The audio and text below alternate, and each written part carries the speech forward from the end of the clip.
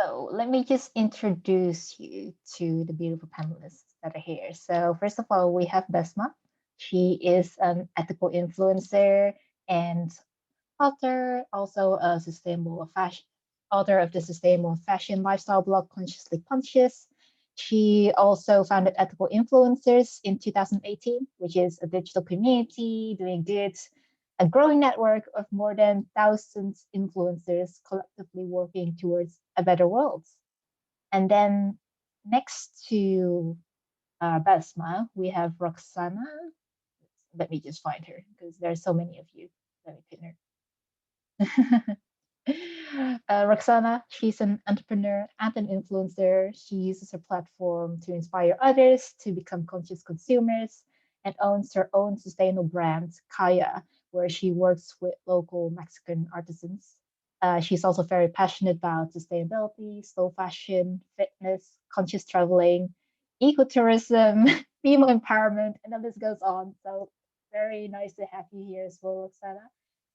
Then there is also Pooja, who's from India. I'll add her to the pin as well. She's our global ambassador manager at Slow Fashion Movement and also a master trainer in corporate etiquette and workroom management. She's also a sustainable lifestyle blogger by the name of Vogue and believes in influencing consumer behavior rather than consuming through her social media. And I'm just going to have one last check of whether people are trickling in. We were supposed to have a fourth panelist, but I think she might have some problems with the internet. So we'll see when she comes in. But in the meantime, maybe we can start with a round of introductions. So let me start with Roxana. Could you tell us who you are, what kind of influencer you consider yourself, and what kind of influence you hope to bring to the world, what you do?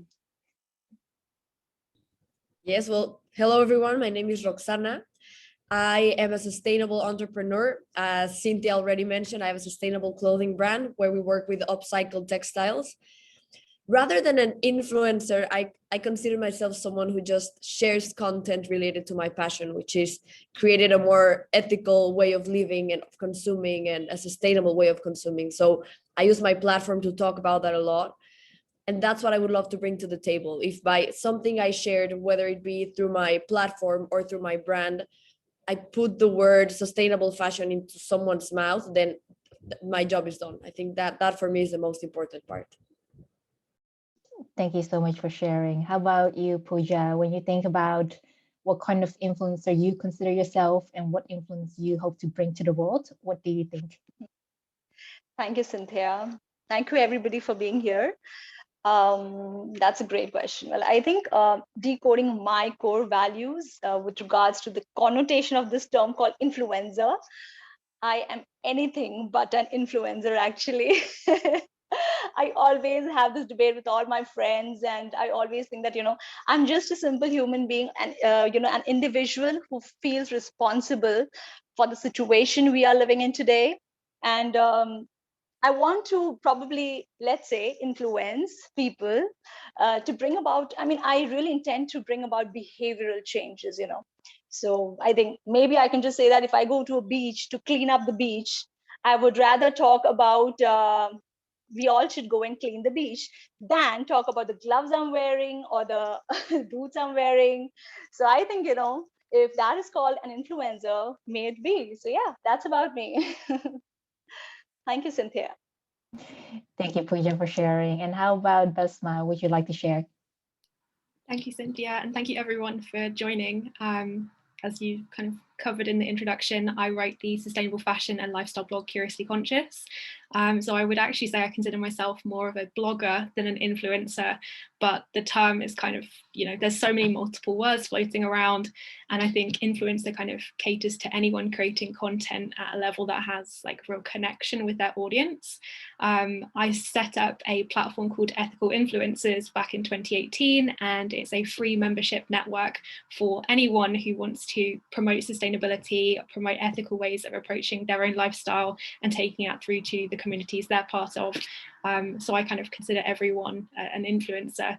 In the community, we have, beekeeper, we have sailor, we have so many different people who are finding different ways to promote sustainability. And I think that in itself is how I see the role of influencer. So yeah, I create more of the traditional content and work on campaigns, but I also think it encompasses more than that. It's about sharing how to live in a better way, to dress in a better way, and to approach kind of life in a better way. Thank you. And that's so interesting that you say that, Basma, because in a way, it sounds like you're an influencer of influencers, because you you made up this ethical influencers platform. Could you tell us a little bit about the inspiration behind that, and maybe in the world of fashion, how that relates? Sure. I mean, with ethical influencers, it was actually, I suppose, a slightly more selfish way of me connecting with fellow influencers to start with. I've been writing since 2014 and growing in the community, whether it's online, on Twitter or on Instagram, and then also in person when I was going to events and meeting people. And I thought there needs to be a meeting place online where people can connect and have aligned values and learn more about each other's work, share each other's content, just have that connection. So I put the platform together, and month one, we had kind of 100 people apply to join. I realized it was more of a commitment than I thought it was going to be. And going forwards now, the space is, sure, it's a place to connect with brands who also have their values aligned, but it's also about connecting with organizations and campaigns that talk about sustainability, the climate crisis, etc. Prior to COVID-19, we used to run events. So we ran food waste workshops, we ran clothes swaps. We've done so many different kind of ways of connecting within the community space. And I think even now for everybody who joins, there's ways to engage, whether it's through looking at the petitions board or looking at the books that everyone's recommending and finding new ways to spread their influence further than just being a marketing machine.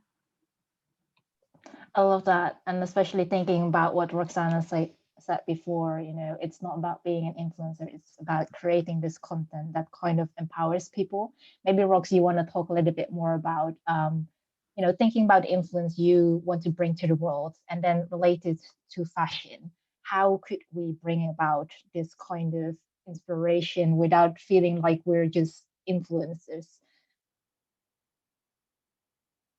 So I feel like we recognize that being an influencer is a job, right? And that there needs to be promotion of products in order to sustain this job.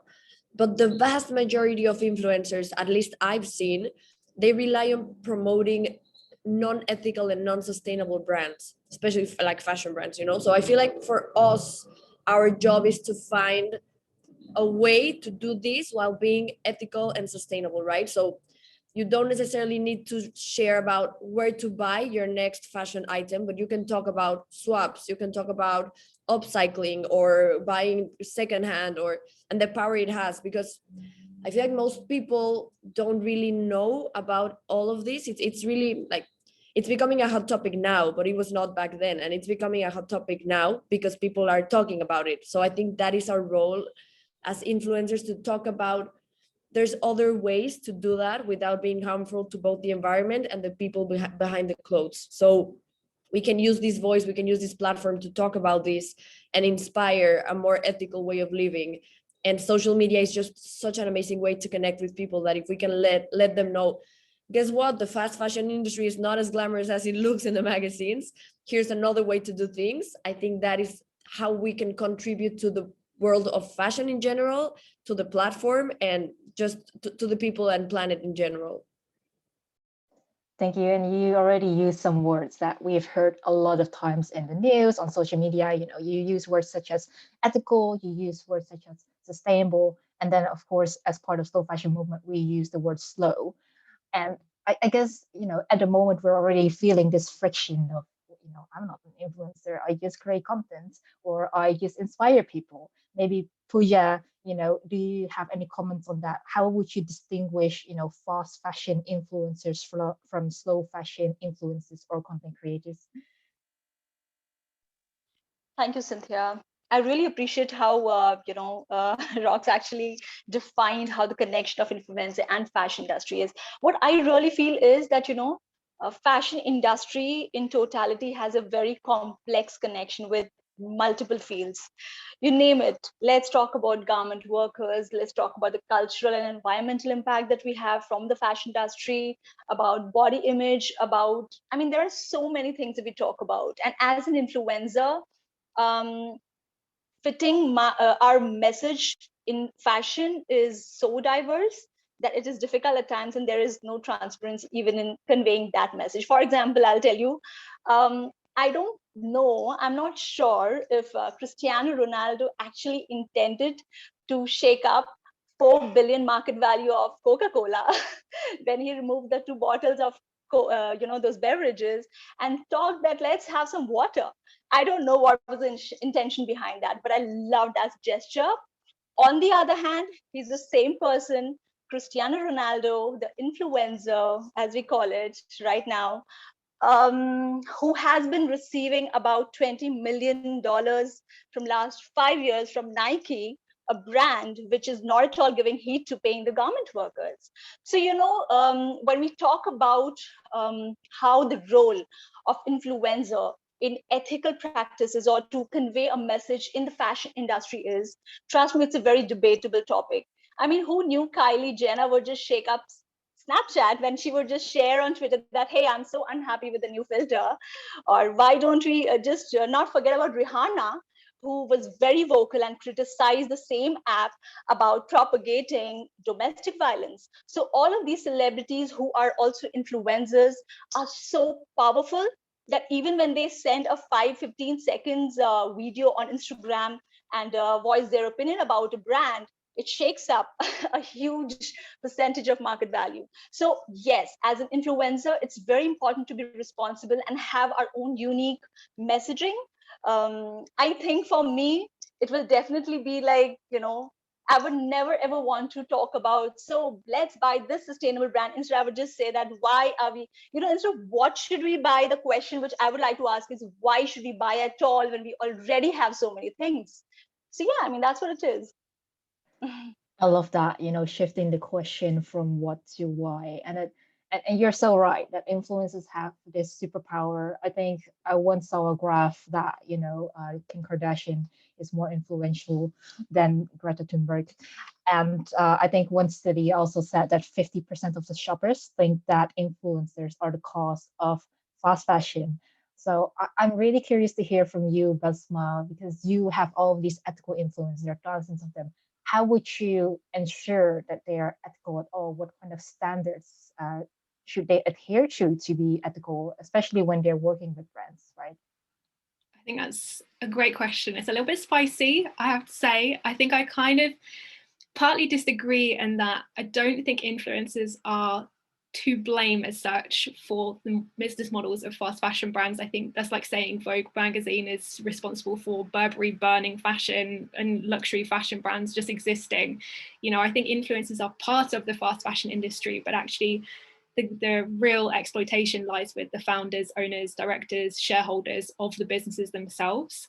And they're the ones who are making money and making a lot of money out of exploiting people and planet.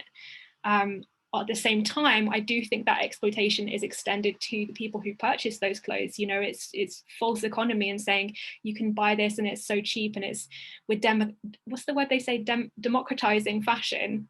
But at the same time, the fashion is so poor quality that it doesn't last in your wardrobe. It's not something you can look after for or wear 30 times, which is kind of what we're advocating for when you purchase new clothes. So I think it's dialing that back somewhat and saying, actually, when it comes to influencers, like Buju was saying, know what you stand for and what your values are. Not all influencers need to be selling stuff as such, but the model traditionally is to be marketing campaigns with brands and to be making money through that way. I make my money that way, predominantly working with brands, but I've actually moved away from just direct selling. That there are some campaigns I do, but others have been, whether it's celebrating Earth Day with National Geographic or talking about deforestation with Greenpeace. These are campaigns we can still be working on, be paid for our content, and be promoting causes and issues that our followers also need to care about and hear about. So let's move away from that. With slow fashion, I think let's potentially also look at the benefits of the influencer model and apply that to slow fashion. Why can't we talk about that and say, there's actually a great way of approaching fashion generally. Let's look at our wardrobes and how we can style them in so many different ways, how we can enjoy the clothing we already have, how we can swap it with friends, how we can, you know, go and purchase secondhand or from small sustainable brands as opposed to high street and online. So there's a lot to be said and to be influenced and to change that behavior. But I do think, you know, influencers generally right now get a bad rap because it is going to be the big ones like Rihanna and like Kylie Jenner and the Kardashians who are selling anything that just makes them a huge amount of money. And yeah, we need to kind of prioritize more than just money. So it's a platform that we have and a responsibility we have to our audiences. Yeah, I agree. It's certainly not as black and white as we want it to be. And I think Rox is a very interesting example of this because Rox, you are, okay, you're not an influencer, but you do do some content creation around brands, but also you have your own sustainable brand. And maybe you could share a little bit about your experience of how influencing feels like to you. So for me, I believe that influencers have an impact on consumer decisions, right? We've talked about some hard data on how about 50% of people buy things because of because an influencer recommended it. And a whopping 73% of people trust a brand much more when an influencer recommended it. So as you can see, it does make an impact. And I believe with great power comes great responsibility as well. So influencers must have these responsibilities. So my personal outtake is to be influential rather than an influencer. And how I personally do this is the big idea is just being conscious. So first of all, it's about being careful who you talk about and be aware of who you are representing, because when you work with a brand, you are representing them and they are representing you. So turning away opportunities that do not align with your values. It is very tempting when it's a brand that's offering you a lot of money or status, but if they don't align with what you believe in, you can't just say yes to every single opportunity. Second thing I'm very conscious about is do not promote fast fashion. Like for me, that's the main thing. I will never work with a throwaway fast fashion brand, at least for myself. And I believe every influencer out there should be doing that as well, honestly, because man, if I see another Shein discount code on my feed, I'm gonna flip it.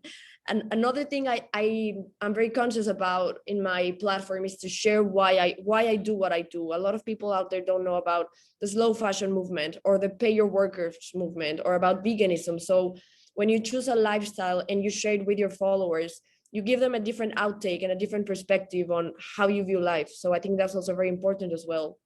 Also, researching the brands you work with, because greenwashing is a thing and it's a great marketing strategy that has worked for so many companies. And you may be working with a brand that you think is sustainable and it's greenwashing. So when you fully research these brands, it's a shame that Laura is not here, because we had a panel the other day and she talked about how she wanted to work with a brand and they wanted to do a collaboration, and she literally sent them like 40 questions to make sure that every step of the way of the company was ethical. If not, she was not going to work with them. And I thought that was brilliant, because if a brand is not willing to give you full transparency, then there's something sketchy in there and you should not work with them if it's not aligning with your values. So researching is super, super important these nowadays. Also, like it's not related to sustainability, but I believe it's more related to the ethical part, to give like sponsored content disclaimers. I feel like our followings need to know when it's an impartial product or a paid collaboration, because we see it out there in our feeds and we're like, is this a paid collaboration, or is she really in love with the product? So just to make it to keep it an honest and safe space for everyone, just to disclaim it. And last but not least, I think for me, it's important to give our followers options. We can complain a lot about how messed up the fast fashion industry is or the traveling industry is, but if we don't give them an alternative choice, then it's just complaining while doing the same thing. So like, yeah, the fast fashion industry, it hurts the planet, it hurts the workers. It is a matter of human rights, but we can do this instead. We can do swaps instead. We can do thrift shops instead. We can do sustainable textiles instead. So not just complaining, but also giving them alternative options. So that's for me, it's how I manage it. I mean, it almost sounds like you have to be very fierce as an influencer. You know, you have to be fierce with your own values, knowing what you want and what you want to promote, but also fierce with the people that approach you, saying no is no, or if you can't answer these 50 questions, I'm not going to help you out. And you know, actually, we have another influencer of influencers amongst us because Pooja, she's the ambassador coordinator, so fashion movement. And I wonder, you know, are there any barriers to our ambassadors, you know, to practice slow fashion as influencers? Great. Cynthia, I think, I actually wonder at times if Maisie Williams really thought before announcing on social media that she is the global sustainability ambassador of H&M. So sorry, I'm not trying to be sarcastic, but I had to get this here. Definitely, influencing is quite confusing even right now. Let's just be very overt about this. We know that there's this segment of influencers who are celebrities, influencers. The consumer's behavior is definitely defined a lot because of the connection they make with the influencers. So you in fact shared that the consumers don't feel much connected to the celebrities but to the influencers because the relatability is here. They feel relatable. They feel that the outfit which an influencer is wearing, they could really wear that also, and they could probably look like them. And that's one part which many of us might just say shallow. But trust me, there is a backup of fashion psychology behind it. Social media marketing has actually become such a big thing. Obviously, pandemic has, from last 2 years, we all are homebound and we are just on socials and just, going, browsing, reading stuff online. And I think that influencer marketing has really taken over a huge percentage in social media. So when we talk about ambassadors and these ambassadors are micro, nano, as well as big accounts, influencers. These are individuals who believes in the value of slow fashion movement. They are here as, flag barriers of, they are here to talk about the mission and the vision to represent the movement in their locations. For that matter, they're not just the pillars of the movement, let me tell you, they feel so empowered as influencers in the term goes, as an ambassador of global ambassador of a campaign of movement, like in this scale slow fashion movement is a big movement. And when an ambassador takes up a role over here, they get this platform to talk about their messaging, whatever they stand for, their values, their core values. And definitely there are so many of them who actually started the local teams as well. So slow fashion movement already has 18 local teams, so 18 countries are representing slow fashion movement in their locations. And these are those individuals who thought that they have the power to influence the market in that location. So definitely, I mean, if we talk about this is really a very debatable part where we have this influencers who are doing hauls, who are talking about fast fashion brands, who are not at all talking about repeating outfits. They don't. It doesn't matter to them what's happening about the climatic situation. It really doesn't matter as far as the brands are ready to give them some free gifts, barter collaborations, or maybe just pay for a post. On the other hand, let us say, I mean, I love when Besma was actually voicing that part. We do have a solid population of ethical influencers who are very, very, vocal, and they are here to send across a very solid message to the fashion industry that they have tolerated enough. I mean, back in 2018, when H&M had done this market, I mean, it went viral when there was this black boy model who was standing with a hoodie, and the tag given was the wildest monkey, something like that, and there was the white model standing there, and the name was Man Grew in Hoodie. So this kind of discrimination. So the whole ambassador community, the whole influencer community in ethical fashion, in sustainable fashion, is very clear about what they stand for. And they are here to talk about things like they don't want to listen to these kind of discriminations or these kind of greenwashing or whitewash, woke washing, and stuff. So yeah, I mean, that's what it is. And we are solid. I mean, the ambassadors are so solid about their role as influencers in their own positions. Yeah. I think this is opening a lot of kind of worms. So I would love to open the floor, Basma, Rox, and Pooja, and let you discuss a little bit about what you've just said. I mean, there's the whole thing about transparency. It's about the whole thing of responsibility, and also just what values do you actually stand for, right? If anyone has someone to add to that, feel free to shout. I'd love to kind of jump in and I guess take both from what Rox and Pooja have said, because with Rox, you were saying, you know, you want to work fairly, you want to disclose the sponsored content that you have as an influencer, you want to be operating transparently, and you want to represent brands who share those values with you and are doing things in a way which you would agree with. In all honesty, I think it's also brands that you personally would want to shop with, you personally would want to work for, you want to feel like you can actually be a real ambassador when you're working with them. And I think it's seeing that that's going further, and as an influencer, your role is not just about accepting over email the contracts and then creating the content and pumping it out. It's about, like Laura had mentioned before, asking the right questions. For me, I have a set of 8 questions that I send to any fashion brand that contacts me, whether I know them and buy from them already or whether I'm completely new to them.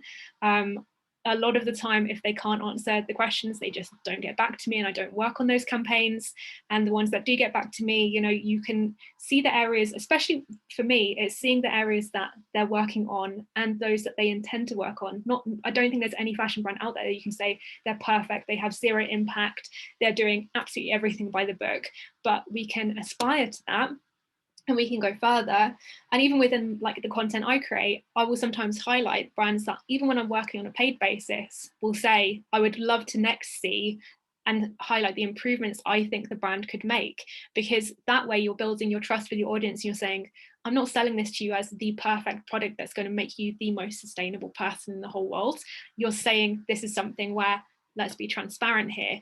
I think with slow fashion season last year, I was kind of afraid to kind of endorse it because I was thinking this is going to cut off my revenue stream. It's potentially going to upset some of the smaller sustainable brands that I work with and kind of connect influencers with as well. But I've kind of taken that leap this year because I think our role as influencers, as people who are just connected online, and especially in a world which is so digital right now, is to highlight the values that we hold and to share that there is more to fashion than simply purchasing and simply being consumers. We can be citizens, we can be advocates, we can be petitioners, we can be, you know, protesters, activists. And with slow fashion, you're highlighting so many ways to get engaged and get involved and connect with a community who cares without having to be, you know, purchasing something, without having to feel like you're not part of it unless you have bought something. Everyone's welcome, everybody can be part of it. And it's the same with ethical influencers. Everybody's welcome to join. You don't have to have a certain follower account. You don't have to have a payment. It's completely free and it's open to everyone, because to me, that community connection, that sense of belonging is the thing we want people to feel and to inspire them to go further and feel, you know, the slow fashion season isn't just for the 3 months it takes place, that it's a way of approaching fashion all year round and then going further with that. So yeah, I think I've waxed lyrical enough now. Anyone else like to take the floor? No, Beswa, you're so right about the strength of community over here, because, you know, I love the fact that you're already, you know, a part of this. You've initiated this huge project and it's so nice. I'm so proud of you for that. I do understand that, you know, fashion detox might just sound very difficult, especially for the influencers who are, you know, whose livelihood, who has taken influencing as a career choice, you know, and they are being paid by brands. But let's remember that these brands are always approaching those accounts who have very good engagement percentage. And why do they check that? Because they want to see that how connected you are with your audience, your target audience. Are they really interacting with you or not? That's a very important element in influencer marketing.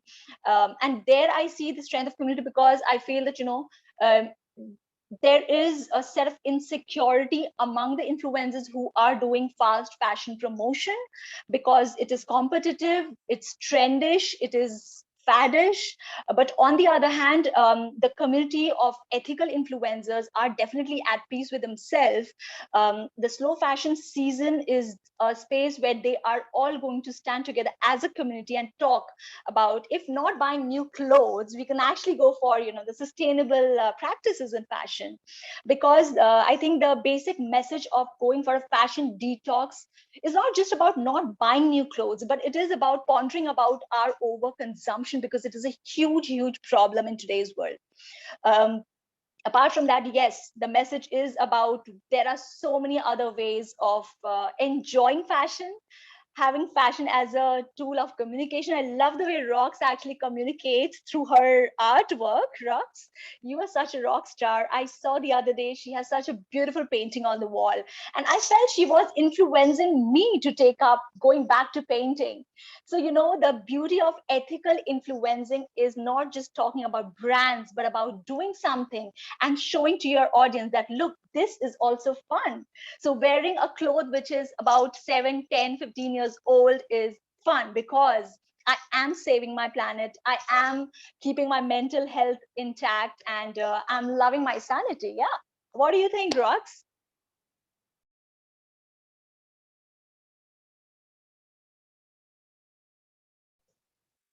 Maybe she's stuck with her internet. Yeah, I think she froze. But I love that.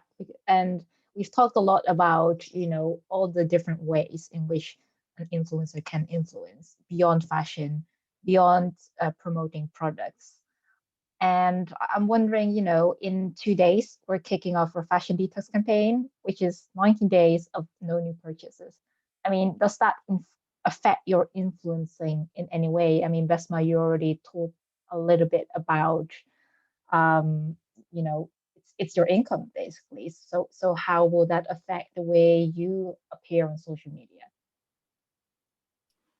I think that's a tough question. We'll see. I have one campaign that is due out, and I'm really hoping I can get it out tomorrow so that it doesn't go into slow fashion season, that I can have like a pure 3 months of like not promoting fashion brands in a kind of traditional way. But for myself and my friends a couple of years ago set up a swap called Alternative Closet, and we hosted it in London, and we just got people to come along and swap clothes with one another, to have non-alcoholic cocktails, to kind of all just chat and connect.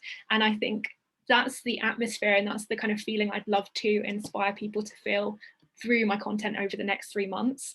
And at the same time, I'm taking on, I still have enough paid work coming through to sustain myself, which doesn't revolve around directly selling fashion.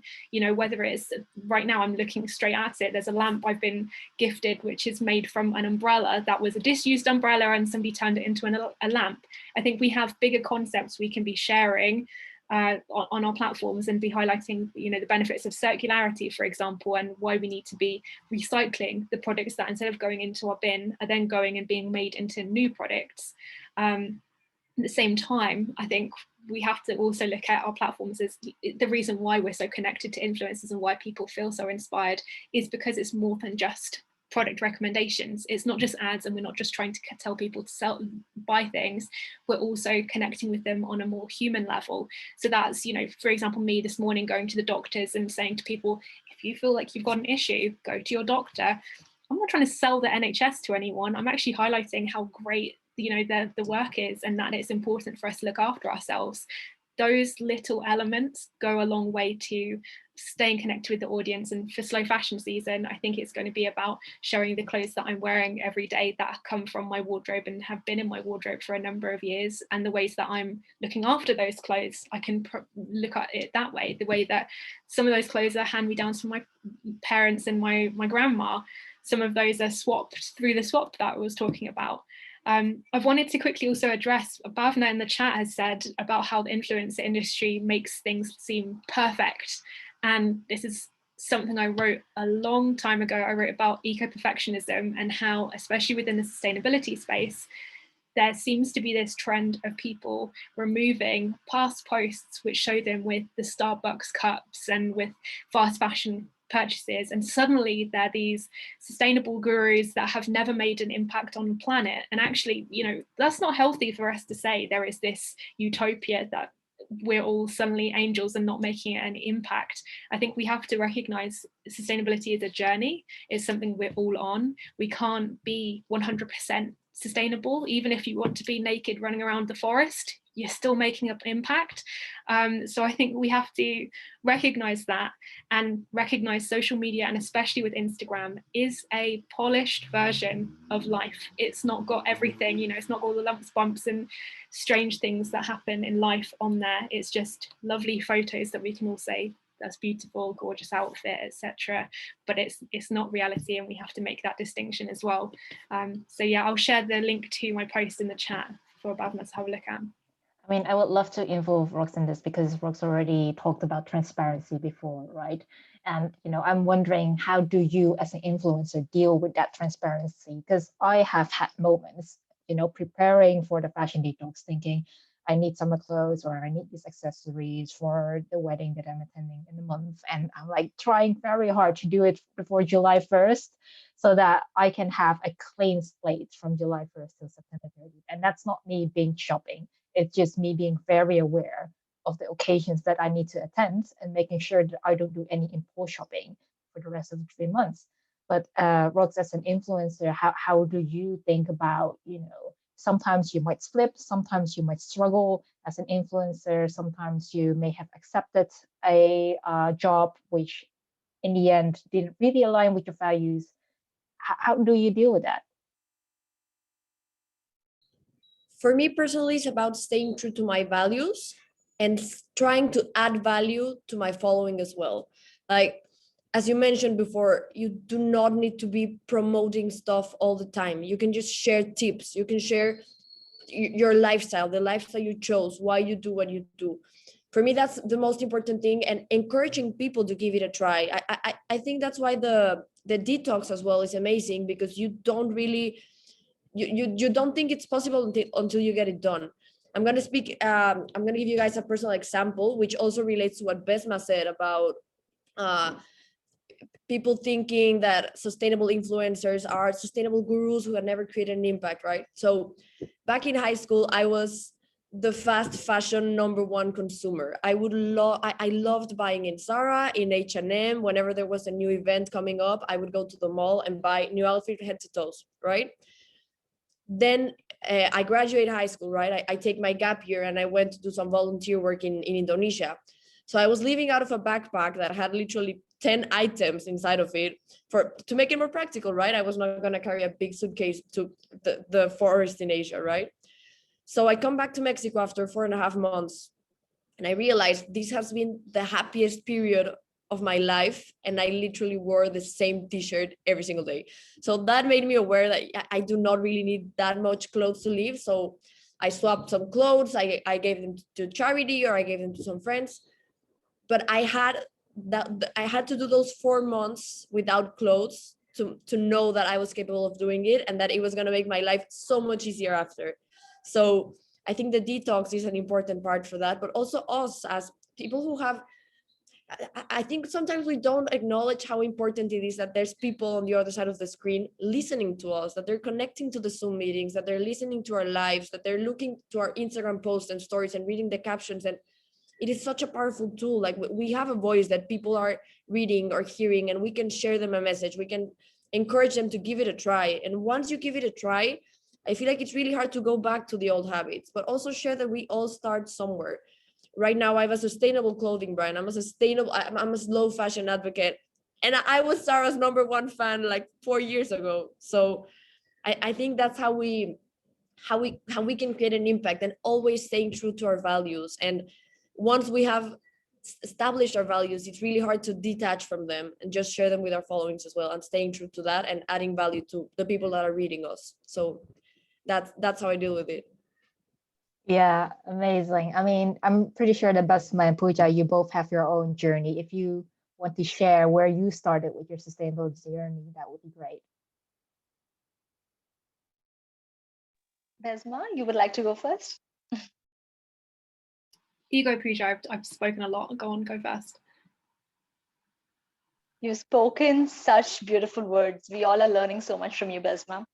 My journey actually started, well, I can really relate to what Rob said. I was also one of the, one of those person who would not just wear Zara and H&M, but would advocate that to my clients, to the workforces whom I was training for wardrobe management, power dressing, and corporate etiquettes. I would tell them that they should not wear the same jacket in every event, or they should be dressed up in certain way. They should wear different colors and, use these schemes for their complexion, for the body type and stuff.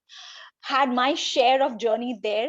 I'm big as guilty, trust me. But my journey in slow fashion started 3 years back when for the first time, I realized that it was not just about buying new clothes and feeling happy, having an argument with somebody and would just go and start scrolling to buy something new, or not feeling like cooking and just go and scroll and buy something new. There was something really wrong with the mental situation and fashion. I was, kind of searching for gratification from fashion, which was so wrong. And thankfully I realized it when once I came across slow fashion movements post infographic about slow fashion season. And I just thought that, it's so lame. How can anybody just not buy new clothes for 3 months? Sorry, guys, I'm sorry.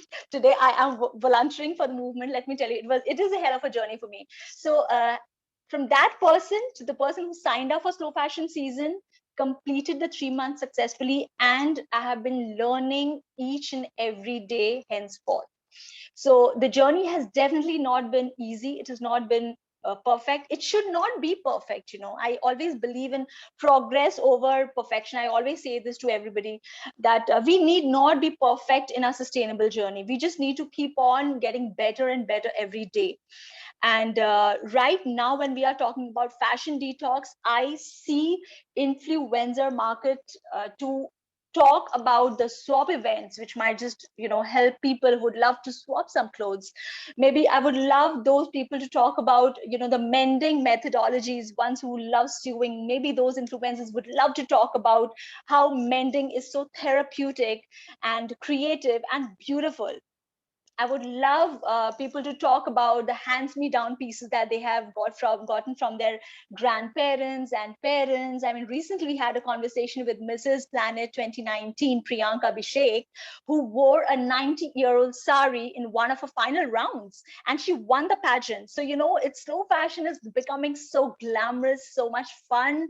And I think this is a beautiful time when the ethical influencers should definitely be very vocal about so many beautiful ways to enjoy fashion and not buy anything new, but still have hell of a journey. So yeah, that's my journey about slow fashion movement and my slow fashion journey as a sustainable, ethical choices in my life. It has defined me to be very judicious about even using plastic. I am definitely signing up for the no plastic campaign for July, and I would love all of you to please do that. Apart from that, I'm very inquisitive how Besma thinks about her journey. Please share with us, Besma. How was your slow fashion journey? Where did you begin?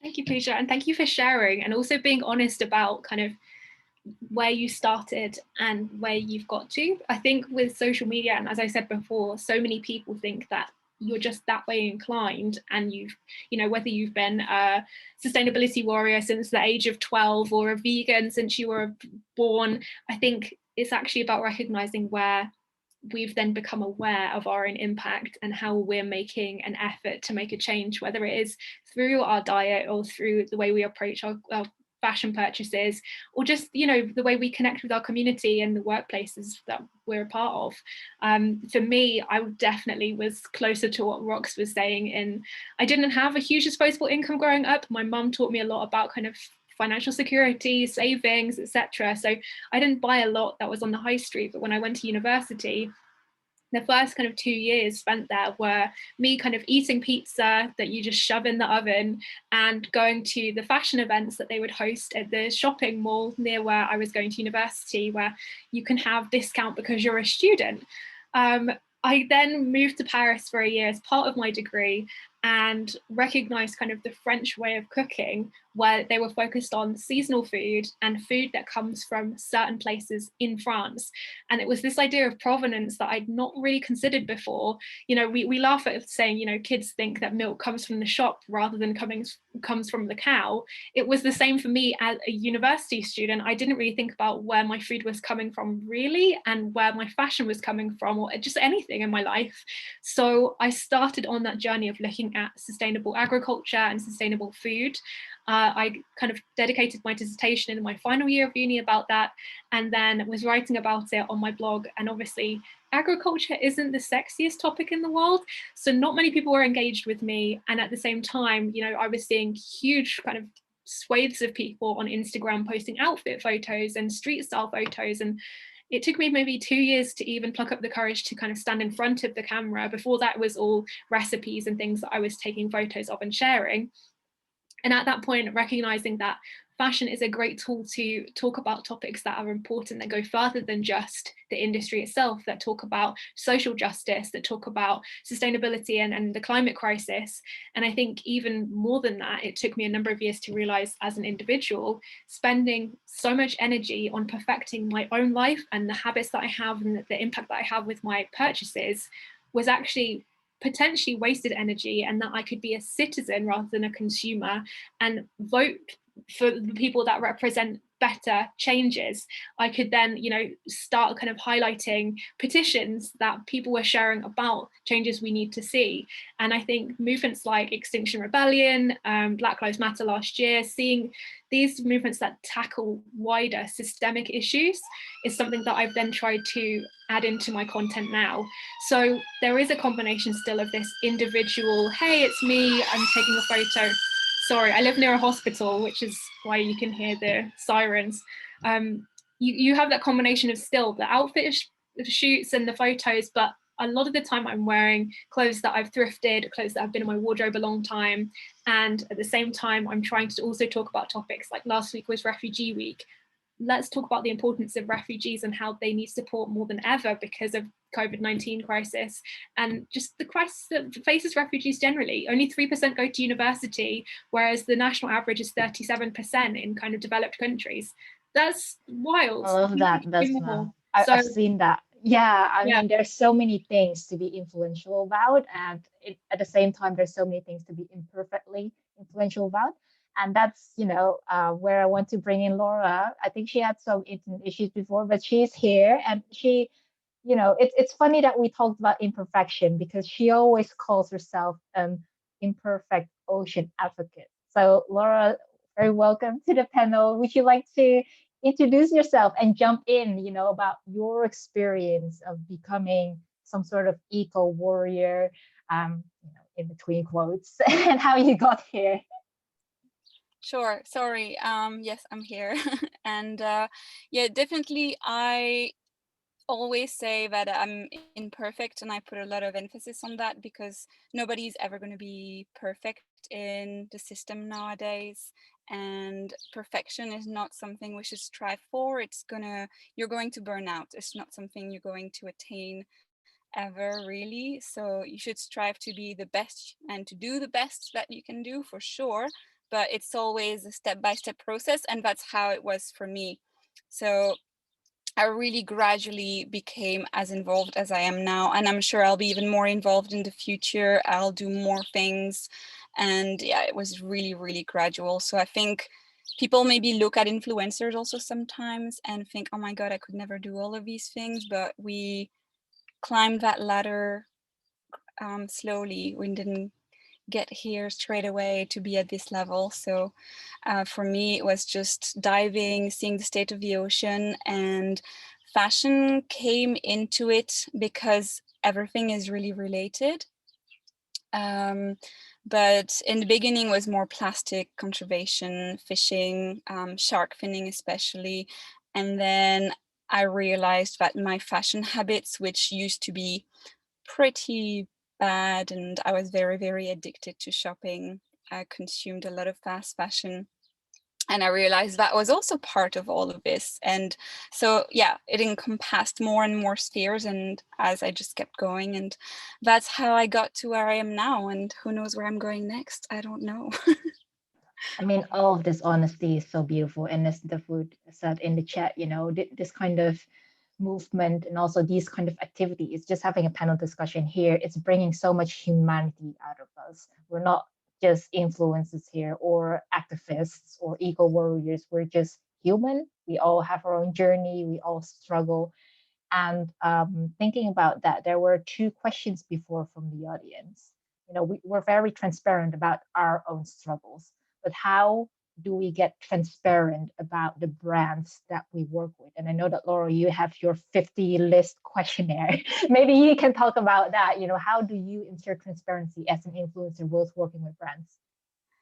I mean, my approach will be different, right? Every influencer has got a different way of doing things. They even like to be calling themselves an influencer. But I mean, I don't mind just a label like any other label. And some brands do approach me, but if I'm going to work with a brand, most of the time I'm actually the one who approached them, and I've done a bit of research about them beforehand, and I know that I want to work with them because it will bring something to my audience, to me, to the ocean as well. Maybe they donate to the ocean, maybe just, there's lots of little things like that are my criteria to even start to ask a brand. And I ask, like you said, a lot more questions afterwards, because you can only learn so much from the website. Some brands are very transparent, but there's always more you can ask. So I ask questions. It really depends what it is, but let's say it's fashion. I ask about the sustainability, about the materials, about the ethics of, the factories, and not just the factories where the garments are going to be sewed together, just, the whole supply chain, because that's the hardest thing to trace, is where did the material actually come from, and how is it grown, how are the people in the fields paid. So there's just so much to ask about, and that's why there's so many questions. I also ask about inclusivity, for skin color, for body type, for age. Just, I like it a lot if a brand is actually using people that are 60, and not only white people, and not only thin people on the website, because most of the population doesn't look like that. So when I look at someone who, is in a tiny bikini and very, very skinny and athletic, and I know people look at me and probably think I'm skinny and athletic, but you never see yourself as other people see you, right? So it's good to see that a brand is inclusive. And then what is their climate policy? How do they ship? How do they package? Like, are they carbon neutral? Do they strive to be? Just lots of questions. But fashion or any other objects that are sustainable or in the ecosphere just should be as sustainable and ethical as possible. And that means also social topics too.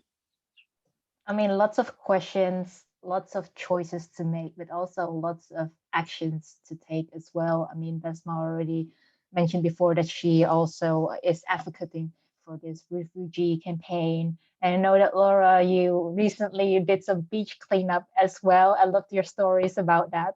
So Dahlia here actually has a question. Sustainability is not only about what people will buy, but it's also about how they are behaving. An influencer with ethics should also show good behavior practices such as cleaning a beach, which Laura has done, and other things like that. This is a big shift in perspective. And how do you feel about that? Does anyone in this panel want to say something about this question? I think when I was defining myself, that's the first thing that I said, that, when we talk about influencers, people just end up talking about brands maybe, but it is not about brands. It's about the practices of that individual.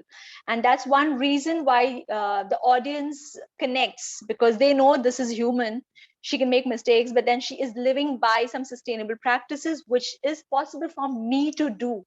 So that's a key, that's very important. Even as a message, if we would like to give a message as an influencer, it's important to share the nitty-gritties, the imperfect journey, how when we were going towards the beach for the cleanup, how the legs were messed up and we forgot our gloves and how it happened. The whole journey of imperfection, but learning something out of that activity is what is beautiful, and that is what the audience wants to see, so that when they sign up to go to the beach to clean up, they would expect that so this particular influencer, she went to the beach, she dirtied herself, but she was cleaning the beach.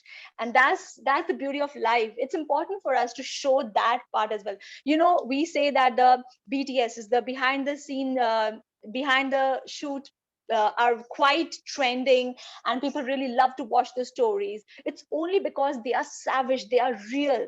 That shows the imperfect part of fashion photo shoot, or any kind of sustainable ethical practices that we are making in our own lifestyles. So getting up in the morning and feeling messed up because we don't know what to wear, and then we take out the same shirt which we wore just yesterday or day before yesterday, but style it in a different way, would be definitely very inspiring for a person who's having a bad day in the morning. Yeah, I mean, that's what it is. It's just like having a bad hair day. All the influencers are having their bad hair day. It's not just about the shampoo that they use. So the reality check-in is very important. It is important to stay grounded and talk about those imperfect parts of our life also. Yeah. I think everyone just fell silent because it was so beautiful. But I know that Besma probably has something to say. Always have something to say, Cynthia. Yeah, no, appreciate, brilliant. I think you're right. You've struck the nail on the head about authenticity, and I think that's also why so many people trust influencers more than the polished ads that they see, because you have that real human connection and real kind of understanding and relatability to an influencer than you do to a glossy ad in a magazine or something that you see online. I think for me, and I would encourage kind of any influencers and people who are part of the community, people who are outside of that, recognizing kind of what your values are and how you're going to put that out. For me, I define kind of the work and the content that I do as finding kinder ways to live and dress. And that in itself kind of encompasses so much, but at the same time, it's talking about a different approach. And I always, throughout my content, I'm trying to encourage people to find ways to behave in a kinder way, to consider others, to consider the planet, to consider kind of the wider impact that they're having and the systems they're part of. And I think, for me as well, building the ethical influences community is recognizing that influencers and individuals, all of us, we have a responsibility to kind of act in a positive way, in a way that supports each other, in a way that supports the planet, but also we can't carry the weight of the climate crisis, of the fast fashion industry, of any of this on our shoulders alone. We have to have a community that's working together, and we have to feel like we've got other people around us who can support us in our own ways of making an effort and an impact. So I kind of see it in two ways, take it as your own practice, and then also connect with others and encourage them to do the same. In a way, we're not supposed to carry all of this weight on our shoulders, but at the same time, we have a lot of power as influencers. And I was wondering, when we think about influencers, we think about influencing consumers. But do any of you think that influencers can actually influence the fashion industry as well? Can they influence brands and fashion designers? Absolutely. Well, at least for me, I believe we all vote with our wallets, right? A brand is not going to make any change if people keep consuming it, if people keep on promoting it, if people keep on buying it. So the day that, let's set an example of a fast fashion brand. H&M writes Besma to be her new ambassador, to work with her. And Besma replies with, with thank you for the offer, but I believe your practices are non-ethical, they're non-sustainable, they don't add up with my values, therefore I am not willing to work with you. Okay, H&M, it is now on their minds. They now turn to Puya. Hey, how are you? I would love to work with you. I would love for you to be the new face of the new influencer, blah, blah, blah. Thank you very much for your offer. I believe your practices are non-ethical, they are non-sustainable, and they do not add up with my values, therefore I am not working with you. What happens when 1,000 influencers worldwide reply this to H&M? It's gonna come up to their minds. It's gonna we are voting with our wallets, but us as influencers, we are voting with our willingness to work with this brand. And if we can put the word I don't like your practices, I don't align with them into their radar, then I think that's something we can influence them on. This is actually a very real example of exactly what happened earlier this year with two brands at the same time. We had Georgia Asda come to me and say, oh, we'd love for you to be in a TV ad and to talk. First off, I hate video and film. I couldn't do it anyway, but they didn't know that. And at the same time, I was very aware that they had stopped paying the full amount of that they had contractually kind of obliged to pay as part of the kind of COVID-19 recovery process for them. They weren't paying the garment factories they were working with the full amount. And this was something that Remake Our World was talking about and petitioning, and you had the Pay Up Fashion hashtag everywhere. And I went back and I said, I can't work with you until you can commit to doing this. You know, you're saying this is a sustainable collection that you're trying to now promote. It's not sustainable if you're not paying the full price to your garment workers. And the director came back and actually had replied and said, we're actually paying 95%. So we think this is enough. And I'm thinking, I can't go to Georgia Asda and purchase clothing and only pay 95% to them. So how can they expect anybody to think that's okay? And to then not only that, but promote that? It's completely nonsensical. And the same Lee Jeans were trying to promote themselves with a new sustainable collection, and they paid what is essentially kind of like my monthly income for one day's work. And their garment workers are aged 15 and up. To me, it has to be 16 minimum. I think 16 is kind of adult and up. 15, that person deserves the full-time education that we're all having here, you know, in the UK. So I went back and said no, and I publicly put out and said, this is why I said no. And then I had a number of influencers come to me and say, I've also been offered this, and I heard they have a problem with this factory. I heard they have a problem with this. We're all saying no. Did the campaign ever run? I never saw it. I hope it didn't. I hope we can influence change in that way, just having that open communication and saying, we don't want to support you, sorry, try again. Wow, that's amazing. And I know, Laura, you also work with some brands, and you are also very critical because you want to be an ocean advocate, but you also, and that's probably why your blog is so expansive. You know, it's not just about fashion, it's also about beauty products, it's also about your food journey. Have you ever had these kind of frictions with brands, and how did you resolve that?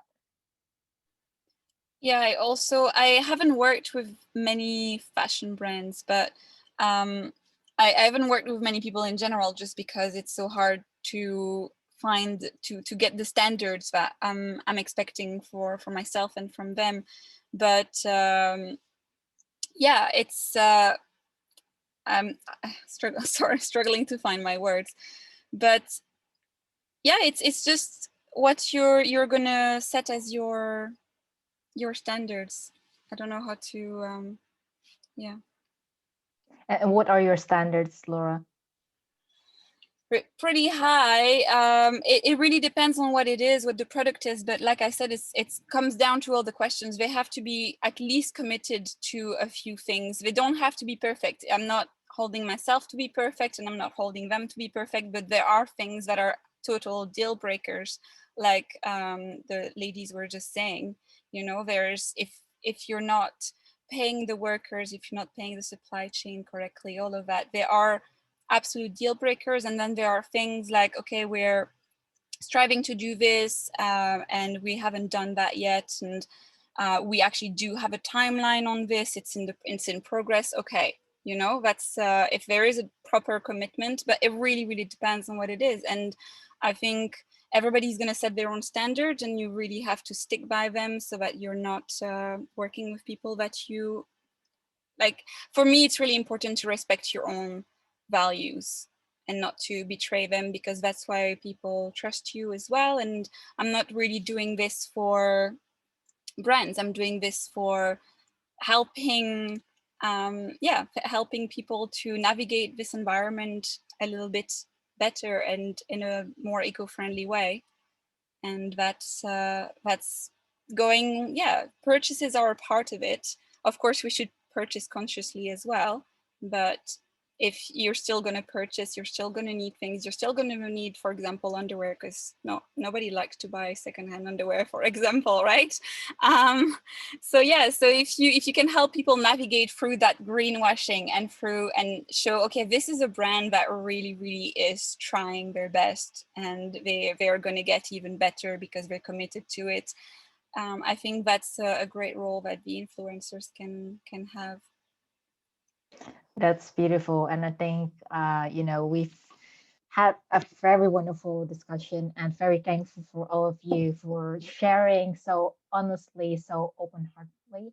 And I would love to end this panel discussion with a final question for all of you, which is, what brings you hope right now to create a change in the world? And what top tip would you give someone to become positively influential themselves? I'm going to start with Pooja, and then you can pass on the mic to someone else. Sure, Cynthia, thank you so much. I think I really believe in community, because having said all of this, whatever we discussed in the last question, what really gets me thinking is that at times the journey of ethical and sustainable fashion might make a person feel lonely, because when you're not a very when you're not a part of community but you are doing something individually, it does feel at times, we do feel that am I doing something substantial, am I really bringing about change? We start questioning ourselves, we think we are just a drop in the ocean.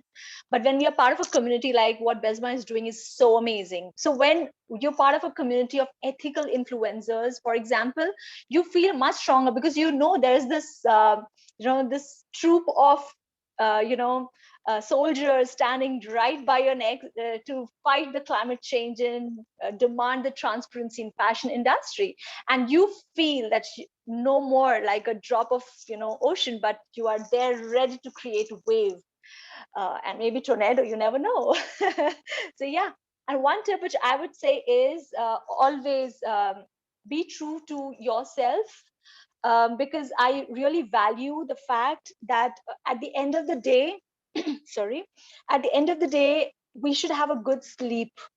We all are here with an agenda. There are some influencers who are really working very hard to yeah, I mean, it's a livelihood, and it's difficult for them to say no to a brand. They might know that a brand is not sustainable, but they need that collaboration because they need money for survival, maybe. You never know what's the story behind that influencer. On the other hand, it's important for that influencer to be judicious and understand that doing a little bit of hard work in finding out that there are definitely multiple other brands who are also ready to pay them for collaborations, who are transparent, who are answering all the questions which might be there in her mind. So it's important to stand by your own values and remember that no matter what the situation is. Yeah. Who do you want to pass on the mic to, Pooja? I would love to know what Laura thinks about this. Yeah. Well, I agree, obviously, because I mean, we what you said and what I said is a lot of the same, I guess, and so I think we connect on that for sure. And maybe I would add about this how do you stay positive? I think you have to, right? You have to stay positive. You have to have hope, because then what's the point? And there's so many good things happening out there. There's so many people making changes, and this community is growing. I just see what Besma has done, and how many people she's got now in the ethical influencers, and she didn't expect that success, and it just keeps growing. And imagine all the people that are not in it that are also influencing in that way, and all the people that are not even on Instagram and that are doing things and that have been doing things for a long time. So that gives me hope to see this community. That's a great thing about social media. And since we're talking a lot about Instagram, I found this little community of people that gives me hope. And when someone messages me and says, I've done this, I've changed that, I mean, it keeps me positive for sure. It keeps me motivated. And I think if you need hope and you need to stay positive, just look around you. maybe it's hard where you are, but look online then, you know, what's so good about it, about social media. Who wants to go next?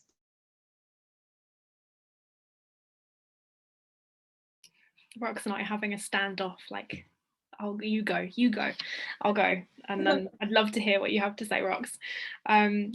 Thank you guys so much for kind of crediting ethical influences. That's like hugely just makes the work so worthwhile. I think for me, what gives me hope is actually seeing now how so many people within this community, but also outside of this community, are looking at the world through a lens that's much broader than simply an employee or a consumer or, you know, just a family member. They're saying we're citizens and we deserve better from our politicians, from our councils, from the structures that are around us that are meant to support us, and seeing that change kind of come to fruition. I think with influencers, seeing them start their own campaigns and, you know, change things going on in parliament or things that are happening in law. I've seen that happen a number of times, and I would love to find a way to next kind of step up the community so that we can support, whether it's through research or through getting people to campaign. Activism is kind of the new level of influencing, and that in itself is just so inspiring to me. It's so hard just to create content every day, let alone then go and speak to the people who are the decision makers and petition for more and protest for better. So yeah, I really think that that's where I find hope. Recommendation I would say for anyone is to kind of just look at the systems they're part of, whether it's the banks that they bank with, the energy suppliers that they have, change them for better, because whether, you know, you might not be able to afford sustainable fashion, you might not be able to commit to 3 months of slow fashion, at least with these things you can make a quick change, you know, and it doesn't cost any more and it goes towards a better system overall. And yeah, I hope that helps. Rox, go for it. For me, what gives me hope, we are a generation that's waking up and that is speaking up as well. I feel like for many years, these topics such as fast fashion or the damage that it causes to the planet and to the people were staying quiet about that. And I believe now we are all as a society looking through ways to do things better, to consume better, to live better, to buy better. And with topics such as sustainability or female entering the workplace or sexism or racism, we are finally talking about all of these topics. And I live it every single day here in Mexico, where sexism, we see it every single day. And for the first time in ages, women are standing up, women are speaking up, women are asking for them for the rights, you know. And I feel like this is happening with a lot of aspects in the society. So that gives me hope that people are not staying quiet anymore, and people are fighting, and people are waking up and standing up and raising their voice. So that gives me so much hope, especially for future generations, because we need to leave this world better than we found it when we came here. So that's giving me so much hope. And a tip for anyone who's looking for a tip, I believe sustainability is a spectrum. So find where in that spectrum you feel most comfortable at and address it. So maybe you're not into sustainable fashion, but you're into plastic-free living. Maybe you're not into veganism, but you're into sustainable practices at home. So there's so much that we can address, that if you're just starting out, a little change can go a long way, because as we mentioned, everything is connected. So when you address something, you're helping out on the other different aspects. So it's a spectrum. So just look at where you're standing and stay true to that, and stay true to something that you're going to commit to for a long time. So find what works best for you and find what you're going to keep up with it for the next years or maybe a lifetime. So that would be my tip. Just find what works for you and stay true to it, and stay true to yourself and your values. Wow, I think we really went out with a bang there, because that was just fireworks of words. Thank you so much, Rox, Laura, and Vesma. Also, Pooja, I think her internet might have become unstable, but she'll probably be back. But I'm so grateful for all of you joining the panel, and also the participants listening in, asking these engaging questions. We will be sending a follow-up email, but for now, do check out Vesma, Rox, Pooja, and Laura's channels And also, don't forget to sign up at stowfashion.global. Thank you so much, everybody, and have a lovely evening, afternoon, or morning, wherever you're at.